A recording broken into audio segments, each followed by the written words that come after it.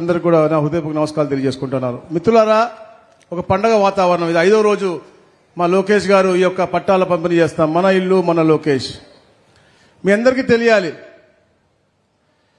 పెద్దలు చెప్పారు ఇప్పుడే, క్యాబినెట్లో ఏదొచ్చినా కూడా మంగళగిరి అంటే వెళ్ళిపోద్దని. అట్లా అని కాదు, దాని వెనక ఉన్న చిత్తశుద్ధి.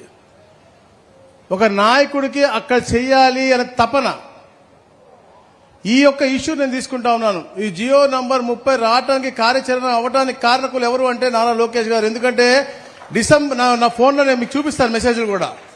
డిసెంబర్ 24వ తారీఖున వారు ఇక్కడ లేరు, విదేశాల్లో ఉన్నారు.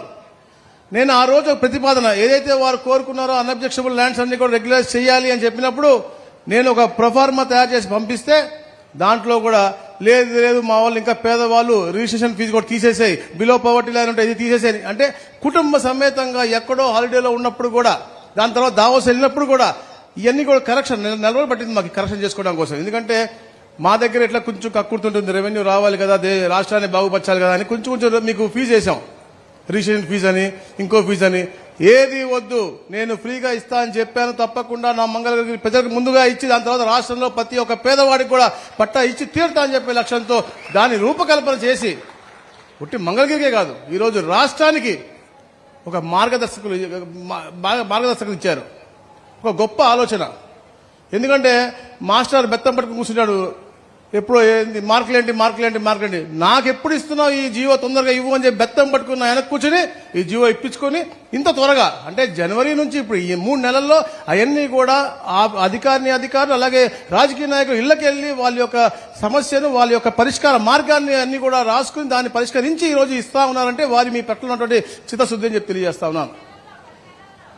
10 నెలలు కాదమ్మా, ఇది జీవో వచ్చిన తర్వాత కూడా చెప్తున్నా. అంటే ఇది దశాబ్ద కాల అంటే వాళ్ళ యొక్క కళ. ప్రతి పేదవాడికి కళ సొంత ఇల్లు. దశాబ్దాల కాలం నుంచి కూడా వాళ్ళు అక్కడ ఉన్నారు. కానీ 10 నెలల్లో మీరు చెప్పినట్టుగా 10 సంవత్సరాల నుంచి కాని పని 10 నెలల్లో చేసి చూపించారు.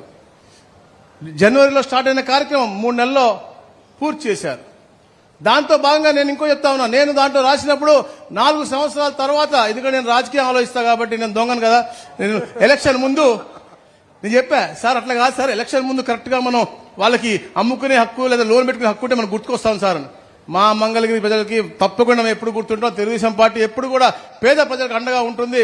పొరపాటు దొంగ మాటలుగా అప్పుడు క్యారీ అయ్యారు, కానీ ఇంకెప్పుడు క్యారీ ఎవరు తప్పకుండా 2 సంవత్సరాలకి అమ్ముకునే హక్కు ఇస్తామని చెప్పేసి మళ్ళా చెప్పి దాన్ని కూడా మార్చారు. అంటే ఎంత జాగ్రత్తగా చదువుకుని పేదవాడికి మేలు చేయాలని చెప్పి నిజంగా చెప్తా ఉన్నాం. మంగళగిరి ప్రజలు నిజంగా అదృష్టం చేసుకున్నారు. గొప్ప నాయకుడు ఇక్కడ నుంచి చూసుకోవటం.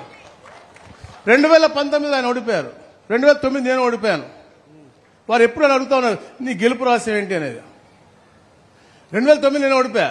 నేను ఒక సేయింగ్ చదివా, God said start loving your enemy, I started loving myself అని. అంటే దేవుడు చెప్పాడు నీ శత్రువుని కూడా ప్రేమించు అని.